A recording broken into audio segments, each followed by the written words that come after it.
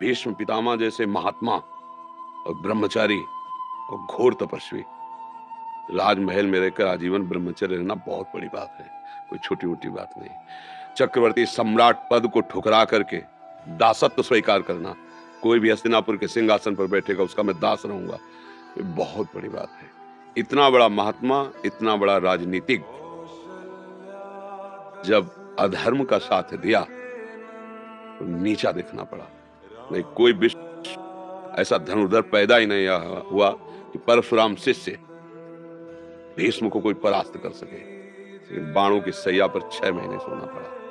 तो उन्होंने द्रौपदी से कहा कि मेरे शरीर में अधर्म का रक्त बन गया था, वो सब निकल गया है, अब मुझे दिव्य ज्ञान प्राप्त है, अब मैं भगवान के धाम को जाऊंगा। अधर्म का यदि हम किसी भी तरह से पक्ष लेंगे तो परिणाम में पतन है, उसको लिख लीजिए। मन में बार बार ये विचार आता है कि भगवान ने मेरे साथ ऐसा क्यों। तुम्हारा निज जन कौन था? कौन है निज जन तुम्हारा?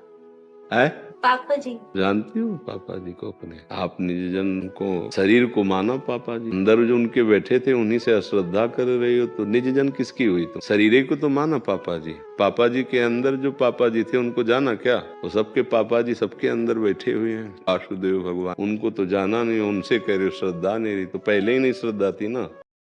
मैं जानना चाहता था कि जब अपने शरीर छोड़ते हैं तो क्या हमें एक बार उनसे आगे परलोक में मिलने का मौका मिलता है? महर्षि इनका शायद प्रश्न ये कहना चाह रहे हैं इसमें, अभी जो हम समझ पा रहे हैं कि कोई अपना, जैसे इनके पिताजी या कोई भी शरीर छोड़ दिया और ये भी जब छोड़ के गए तो क्या उनसे नहीं, ये केवल यही का नाटक है, ड्रामा। यहाँ का ड्रामा मंच में है, मंच के पीछे कुछ नहीं। वो राजा है ना रानी है, ना माता है ना पिता है, वो भगवान का चिदानंदमय अंश कर्मानुसार तत्काल दूसरी योनि में गया और उसमें तन्मय हो गया। जैसे आप हो, पीछे आपके कौन थे पूर्व जन्म में क्या क्या?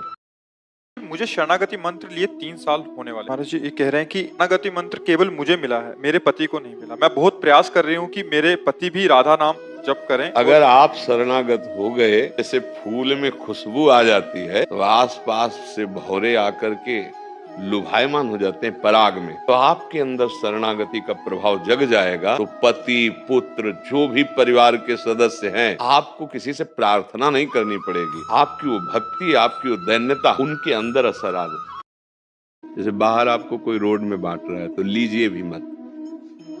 जैसे नहीं कोई दान की भावना से हलवा बांट रहा है, पूड़ी बांट रहा है, ऐसे आप गृहस्थ हैं, आप कमाते हैं, आप अपने पैसे से प्रयोग कीजिए। अब रही मंदिर की बात, वहां जो अंदर से प्रसाद मिल रहा है उसको किनका लिया, क्या समझ रहे? और 4 लोगों को बांट दिया। अच्छा, इतना है कि आप बांटे नहीं और आप निकल आए हैं। तो यहाँ की जैसे गाय हैं, अन्य जीव, आप उनको पवा दीजिए, पर उसको ऐसे रख देना उचित नहीं। अगर आपको ऐसा लग रहा है फिर आप यमुना जी चले जाइए और यमुना जी को प्रदान कर दीजिए।